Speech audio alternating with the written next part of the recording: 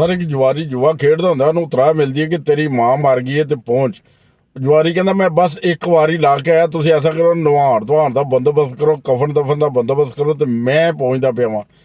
ਉਹ ਥੋੜੀ ਦੇਰ ਹੁੰਦੀ ਹੈ, ਫਿਰ ਕੋਈ ਆਉਂਦਾ ਕਹਿੰਦੇ ਕਿ ਕਫਨ ਦਫਨ ਦਾ ਬੰਦੋਬਸਤ ਹੋ ਗਿਆ, ਨਵਾ ਧਵਾ ਲਿਆ, ਹੁਣ ਕਬਰਸਤਾਨ ਲੈ ਕੇ ਚੱਲੇ, ਹੁਣ ਤੇ ਆ ਜਾ। ਕਹਿੰਦਾ ਯਾਰ ਮੈਂ ਇੱਕ ਵਾਰੀ ਹੋਰ ਲਾ ਕੇ ਆਇਆ, ਤੁਸੀਂ ਕਬਰਸਤਾਨ ਪਹੁੰਚੋ ਤੇ ਮੈਂ ਉੱਥੇ ਕਬਰ ਤੇ ਪਹੁੰਚਦਾ ਪਿਆ ਵਾਂ, ਜਨਾਜ਼ੇ ਨਾਲ ਸ਼ਰੀਕ ਹੋਣ ਡਿਆ ਵਾਂ।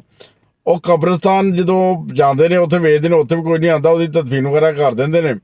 ਤੇ ਉਹ ਜਵਾਰੀ ਜਿਹੜਾ ਉਹ ਕਹਿੰਦਾ ਹੈ ਕਿ ਚਲੋ ਉਹਨੂੰ ਤਰਾਹ ਮਿਲਦੀ, ਤੇਰੀ ਮਾਂ ਦੀ ਤਦਫੀਨ ਨਹੀਂ ਹੋ ਗਈ। ਕਹਿੰਦਾ ਚਲੋ ਜੋ ਅੱਲਾ ਨੇ ਮਨਜ਼ੂਰ ਸੀ ਹੋਣਾ ਸੀ ਹੋ ਗਿਆ, ਤੇ ਐਸਾ ਕਰੋ ਕਿ ਅਗਲੀ ਵਾਰੀ ਲਾਓ। ਉਹ ਆਪਣੀਆਂ ਵਾਰੀਆਂ ਲਾਉਂਦਾ ਹੁੰਦਾ, ਉਹੀ ਹਿਸਾਬ ਹੈ ਪਾਕਿਸਤਾਨ ਦਾ ਬੇੜਾ ਗਰਕ ਹੋ ਗਿਆ। ਇਹ ਕੱਲ੍ਹ ਜਿਹੜਾ ਡਾਲਰ ਦੀ ਕੀਮਤ ਵਧੀ ਘਟੀ ਹੈ, ਉਹਦੇ ਨਾਲ ਪਾਕਿਸਤਾਨ ਦੇ ਇੱਕ ਦਿਨ ਦੇ ਵਿੱਚ 25 ਅਰਬ ਰੁਪਏ ਜਿਹੜੇ ਇਹਨਾਂ ਕਰਜ਼ਿਆਂ ਦੇ ਵਿੱਚ ਇਜ਼ਾਫਾ ਹੋਇਆ ਵੇ।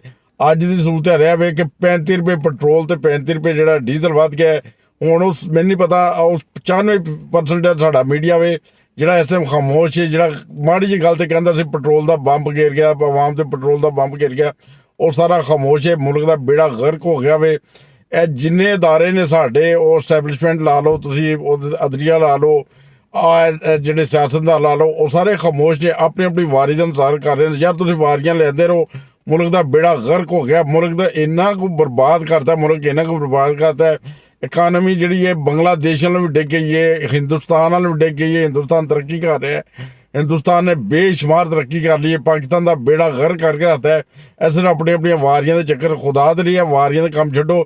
ਅਗਰ ਕਾਇਦੇ-ਆਜ਼ਮ ਨੇ ਪਾਕਿਸਤਾਨ ਬਣਾਤਾ ਸੀ, ਤੁਹਾਨੂੰ ਬਣਾ ਕੇ ਦੇਤਾ, ਇੱਕ ਤੋਹਫਾ ਦੇਤਾ, ਉਹਦੀ ਹਿਫਾਜ਼ਤ ਕਰੋ।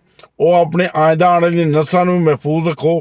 ਤੁਸੀਂ ਪਾਕਿਸਤਾਨ ਨੂੰ ਬਰਬਾਦ ਕਰਕੇ ਰੱਖਤਾ ਹੈ। ਪਾਕਿਸਤਾਨ ਦੇ ਵਿੱਚ ਅੱਜ ਆਟਾ ਲੱਭਦਾ ਨਹੀਂ, ਦਾਲਾਂ ਲੱਭਦੀਆਂ ਨਹੀਂ, ਹੱਥ ਨਹੀਂ ਲੱਗਦਾ, ਲੋਕੀ ਰੋਂਦੇ ਪਏ ਨੇ, ਮਾਰਦੇ ਪਏ ਨੇ। ਜਿੰਨੀਆਂ ਕੋ ਇਸ ਦੌਰ ਦੇ ਵਿੱਚ ਜਿਹੜੀਆਂ ਇਜਤਮਾਹੀ ਖੁਦਕੁਸ਼ੀਆਂ ਹੋਈਆਂ ਨੇ, ਸ਼ਾਇਦ ਕਿਸੇ ਦੌਰ 'ਚ ਜਦੋਂ ਦਾ ਪਾਕਿਸਤਾਨ ਬਣਿਆ ਐਸਾ ਖੁਦਕੁਸ਼ੀਆਂ ਨਹੀਂ ਹੋਈਆਂ ਜੈਸਾ ਅੱਜ ਲੋਕੀ ਆਪਣੇ ਬੱਚਿਆਂ ਨੂੰ ਕਤਲ ਕਰਕੇ ਆਪਣੇ ਆਪ ਨੂੰ ਕਤਲ ਕਰਦੇ ਪਏ ਨੇ। ਕੋਈ ਖੁਦਾ ਦਾ ਖੌਫ ਕਰੋ, ਪਾਕਿਸਤਾਨ ਤੇ ਰਹਿਮ ਕਰੋ, ਤੇ ਪਾਕਿਸਤਾਨ ਦੇ ਹਾਲਾਤ ਇੰਨੇ ਬਦਤਰ ਨਾ ਕਰੋ, ਇੰਨੇ ਬਦਤਰ ਨਾ ਕਰੋ।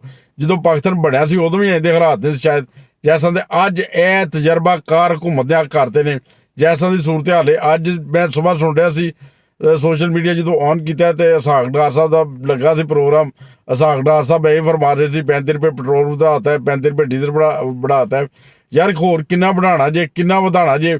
ਜਦੋਂ ਡੀਜ਼ਲ ਮਹਿੰਗਾ ਹੋਏਗਾ, ਪੈਟਰੋਲ ਮਹਿੰਗਾ ਹੋਏਗਾ, ਖਾਣ ਪੀਣ ਵਾਲੀਆਂ ਚੀਜ਼ਾਂ ਮਹਿੰਗੀਆਂ ਹੋਣਗੀਆਂ, ਕਿਰਾਏ ਮਹਿੰਗੇ ਹੋਣਗੇ। ਇਸੇ ਤਰ੍ਹਾਂ ਪੂਰੇ ਮੁਲਕ ਦੇ ਵਿੱਚ ਇੱਕ ਅਜ਼ਾਬ ਬਣ ਗਿਆ, ਹਕੂਮਤ ਆ ਗਈ। ਖੁਦਾ ਦੇ ਲਈ ਕੋਈ ਰਹਿਮ ਕਰੋ, ਵਾਰੀਆਂ ਲੈਣੀਆਂ ਛੱਡੋ, ਮੁਲਕ ਦਾ ਸੋਚੋ। ਅਗਰ ਮੁਲਕ ਬਣ ਗਿਆ ਤੇ ਇਹਨੂੰ ਯਾਰ ਸਾਂਭ ਕੇ ਰੱਖੋ। ਖੁਦਾ ਤਾਲਾ ਪਾਕਿਸਤਾਨ ਤੇ ਬੇਸ਼ੁਮਾਰ ਫਜ਼ਲ ਕਰੇ। ਪਾਕਿਸਤਾਨ ਜ਼ਿੰਦਾਬਾਦ।